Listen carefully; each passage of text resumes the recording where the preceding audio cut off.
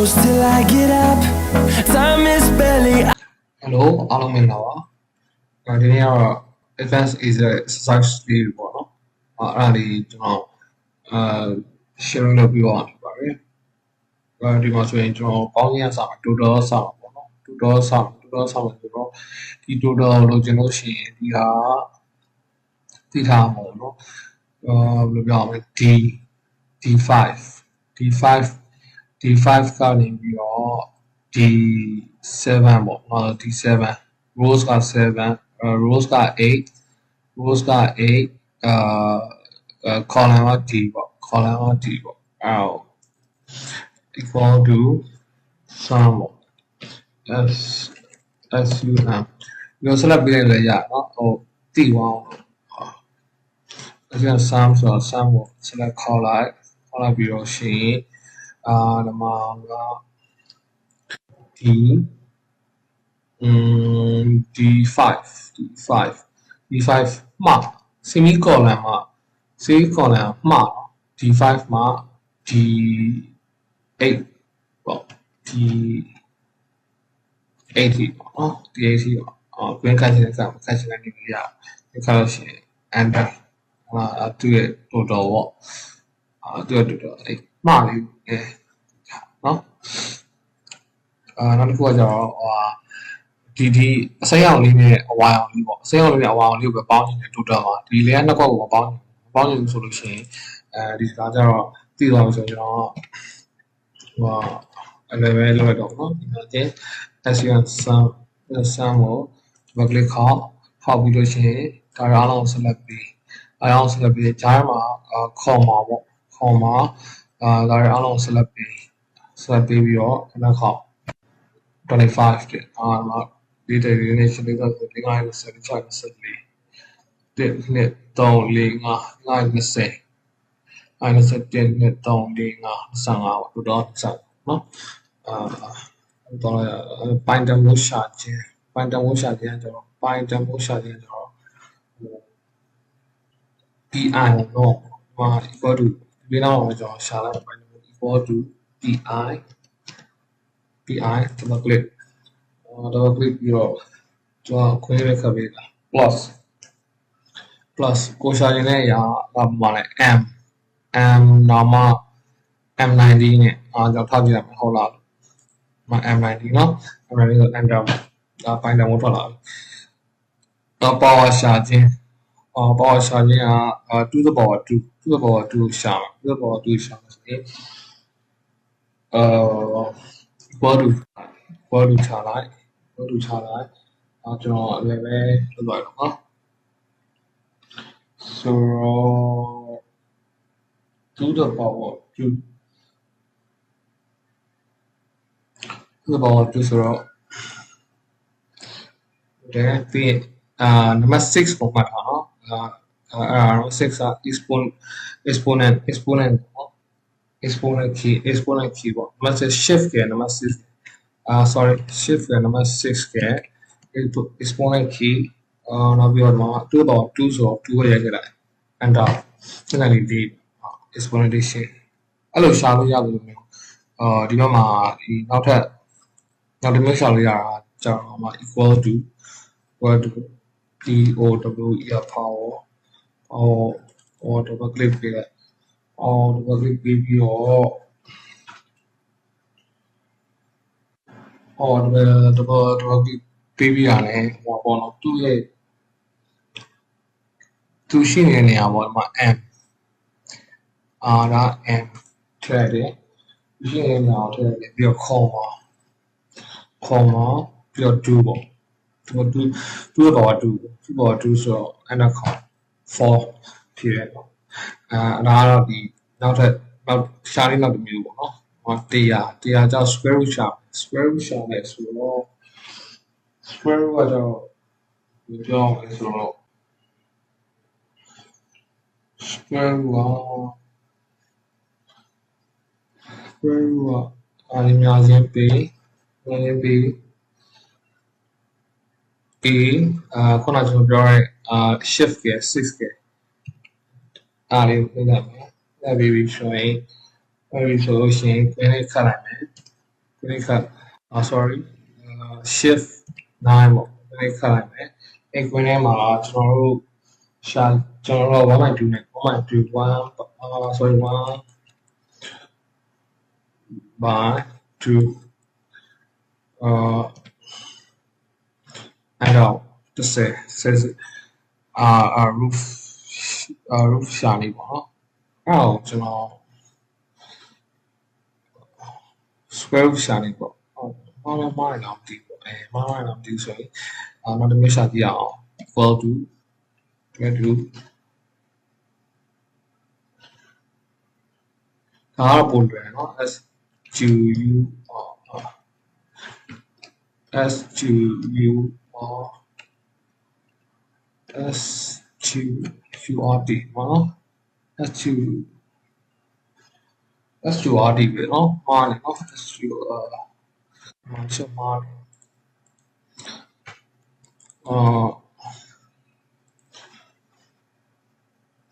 တစ်ထောင်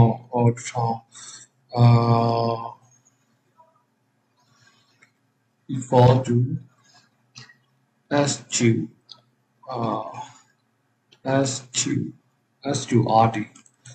sqrt ပြီးတော့မှခုနရှာမှာ30ပေါ့30အဲ့တော့30เนาะဒါဆိုတော့မှန်တယ်ပေါ့1000ရှာပြမယ်ဆိုရင်1000ခုနလိုပဲကျွန်တော်လွဲနေတယ်ပဲရှာလိုက်တော့เนาะ is equal to s2 rt ပြောရှင်းတော့ select ပေးလိုက် with m30 and 1000ဆိုရင်သူက square root က1000တော့เนี่ย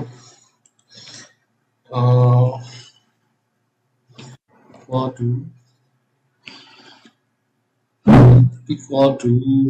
တောင်းထည့်ပြီးတော့ 1 by 2 cut if เอาไปต่อเลยขนาดเนาะ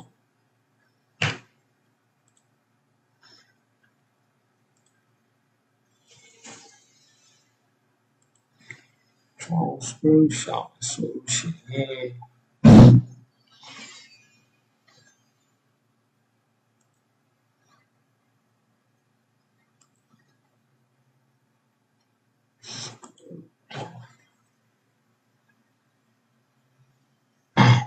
ဒီမှာလည်း margin လောက်ပါအောင် sorry number 6တော့မယ်6တော့ပြီးတော့မှာခုန 1.2 ကျန်သွားဟိုexponent လေးကျန်သွား exponent function လေးကျန်သွားဒီနေ့ပဲထွက်ပါအောင်ဆိုတော့ proof square shape မှာပြောလို့ရအောင်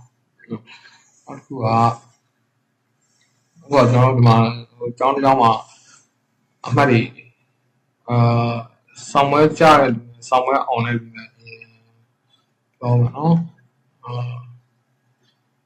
ဆောင်းပွဲကြားတဲ့လူဆောင်းပွဲအောင်လို့ဆိုဒီမှာဆိုရင်ကြားတဲ့လူကရှိတယ်ကြားတဲ့လူကရှိတယ်ဆိုတော့ကြားတဲ့လူကရှိတယ်ဒီမှာဆိုရင်20ကကြားကြားတယ်ဆိုတော့ if function ပေါ့ if function နဲ့သုံးချs equal to ကြားဆောင်းပွဲကြားတယ်ဆိုရင်39မှာဆိုကြားပြီ40ဆိုအောင်40ဆိုအောင်40အထက်ဆိုလဲအောင်တယ်40အထက်ဆိုအောင်39အထက်ဆိုလဲအောင်တယ်39အထက်ဆိုလဲအောင်တယ်အဲ့တော့equal is equal to ကြောင့်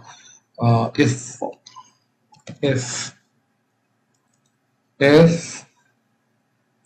ပြီးတော့ကျွန်တော်တို့ရှာမဲ့ဟာပေါ့ကျွန်တော်ရှာမဲ့ဟာကိုအရင်ကျွန်တော်ခဏလေးကျွန်တော်မှာ sorry that destination ဒါကုန်လို့ဖြစ်ဒီမှာကျွန်တော်ရှာလိုက်နော် if Photoshop ကိုရှာပါနော် Photoshop ကိုရှာမယ်ဆိုတော့ Photoshop ရှာမယ် Photoshop က greater than 39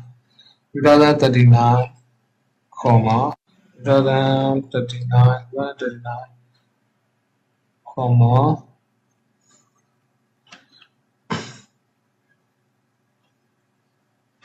39မှတ်ထက်ကြီးနေမယ်ဆိုရင် BASS plus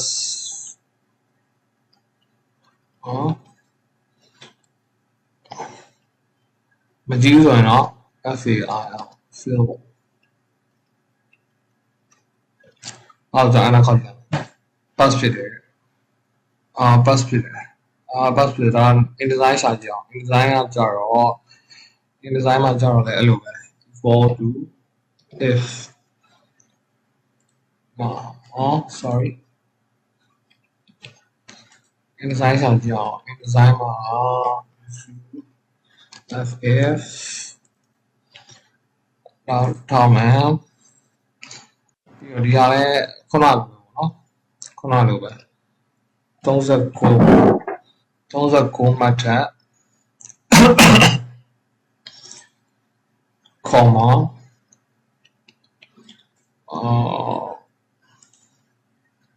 PASS plus comma FAIL fill ဒီအားကြောင့်ကျွန်တော်ဟိုအသေးနဲ့ရေးလိုက်တယ်နော်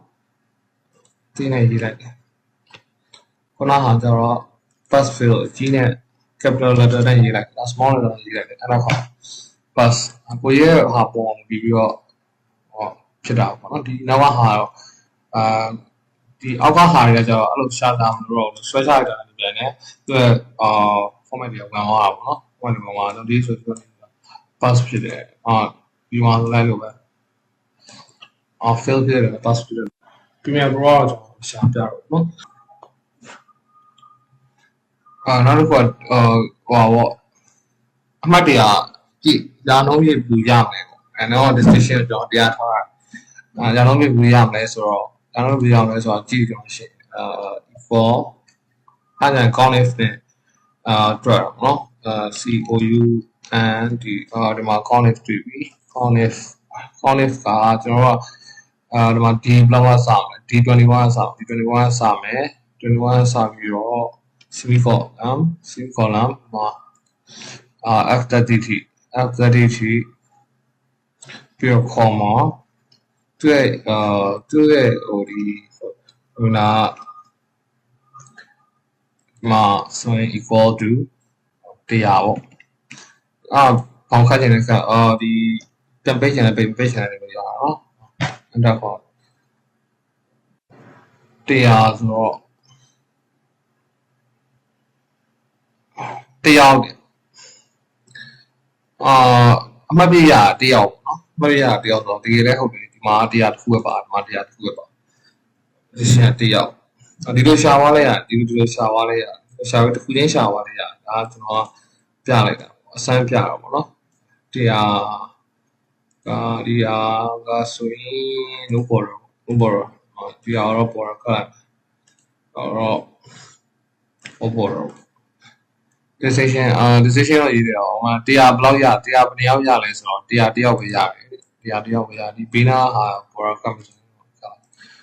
100တယောက်ပဲရတယ်အဲ့ formula လေးနဲ့မှတ်ထားအောင်ဒီမှာဆိုလဲရတယ်ဒါဆိုလဲcount if နောက်တစ်မျိုးရှာလို့ရတယ်ဒီရှာလို့ရတယ်နောက်တစ်မျိုးဥမာဆိုတော့ဒါဘယ်လောက်ပါ80ထက်များတဲ့လူက80ထက်များတဲ့လူကdestination ထွက်တယ်ဆိုတော့80ထက်များတဲ့လူက destination ထွက်တယ်ဆိုလို့ရှိရင်အဲ့လိုရှာလို့ရတယ်အဲ့ဝင်တော့ပို့ပြီးတော့နားလိုက်တော့ပို့ပြီးနားလိုက်တော့လည်းပို့ပြီးတော့အဆင်ပြေသွားပါလိမ့်မယ်ဆိုရင်ဒီမှာတော့ရှာရမယ်ဒါချင်းCOU မှာ count if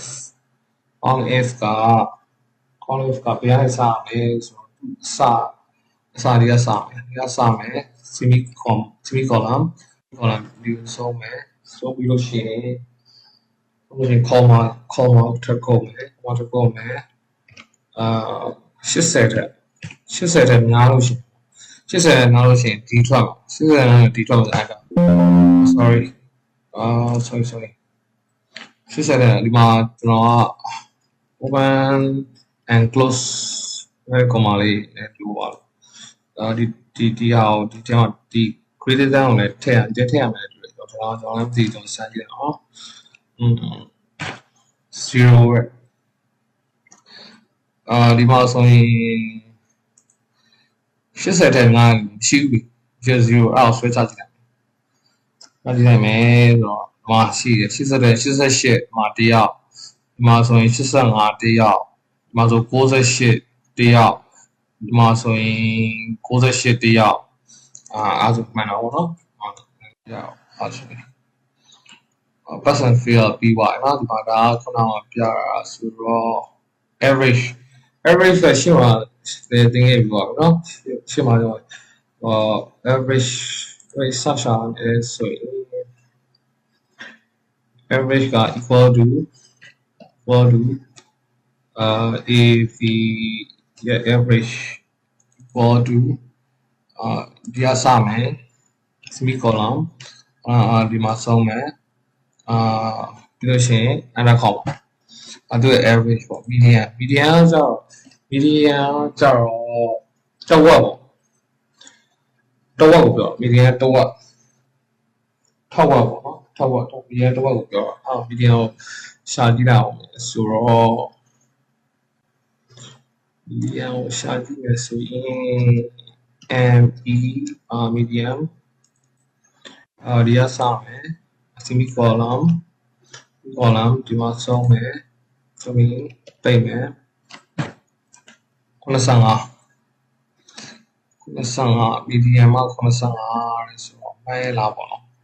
95မဲလာဆိုတော့ပြီးရင်နော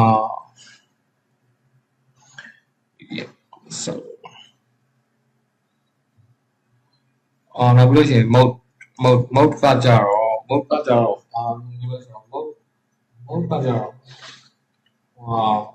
ကျောင်းသားအားလုံးရများအချိန်အများဆုံးပါဝင်တာပြောတော့နော် median ကတဝက်ရမှာတဝက်ကိုပြောတာတဝက်ကိုသိချင်တယ်ဆိုရင် median ပေါ့တဝက်ရမှာကိုသိချင်တယ်ဆိုရင် median တော့ရမှာကိုသိချင်တယ်ဆိုရင်median mode ကကြတော့ကျောင်းသားအားလုံးရမှာအချိန်များဆုံးပါရမှာဆိုတော့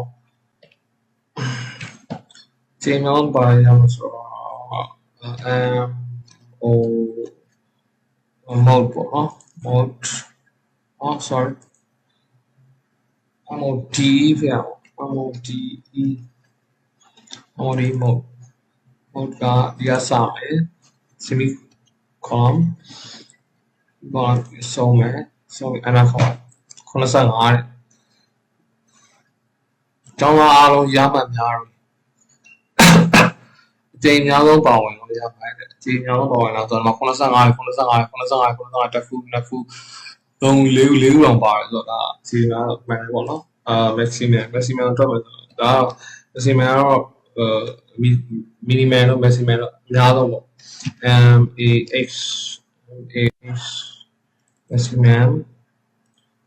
စမယ် semicolon မှာဆုံးမယ်sorry ဆုံးမယ်ဟုတ်တယ်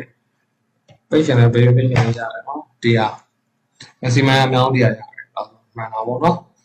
မှန်တယ်နောက်တစ်ခုက what day ဆိုတော့သူက format ရိုက်ထည့်လိုက်ရုံပဲ is equal to is text w weekday to ရဲ့ဇာတ်ခွက်လေးထည့်လိုက်မယ်ကိုလို့ချင်းအများကြီးထည့်လိုက်မယ်အဲ့ပြီးပိတ်မယ် comma open close ပြီးတော့မှခြားရမှာdd ပြီးလို့ရှိရင်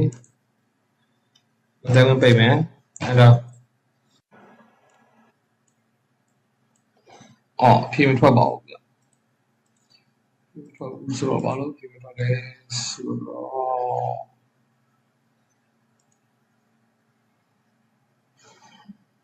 take format money take format money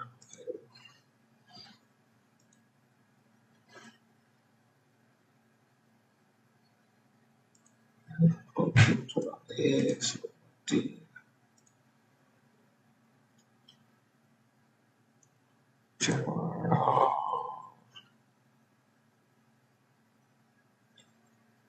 short date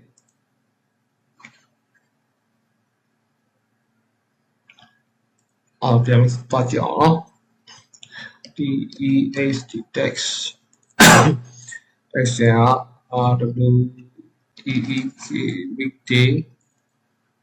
weekday select payment comma open and close DDD yes open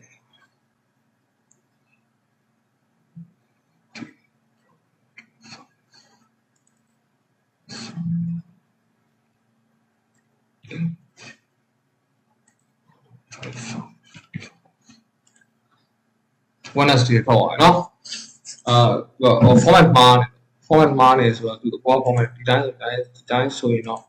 ဒါတွေပါအကုန်လုံးလိုက်ပြီးတော့ပြောင်းတော့ Wednesday မှာထွက်နော်ဒီထွက်ပေါ်မှာက format မှာနေဆိုတော့switch up 621အဲ့ဆိုရင်နောက်တစ်ခုပြန်ရှာကြည့်လိုက်မယ်နော်အများကြီး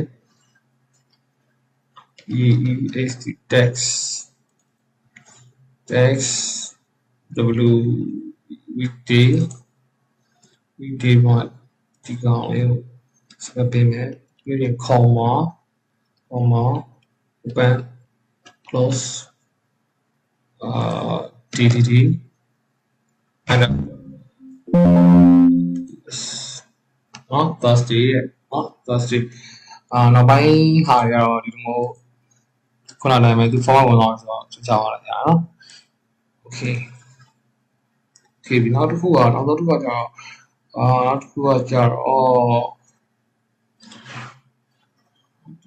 ပြောစီကျွန်တော်ရှိတယ်အများကြီးခုနနော်ရှိတယ်အများကြီးခုနရှိတယ်အများကြီးခုနပဲဆိုရှိ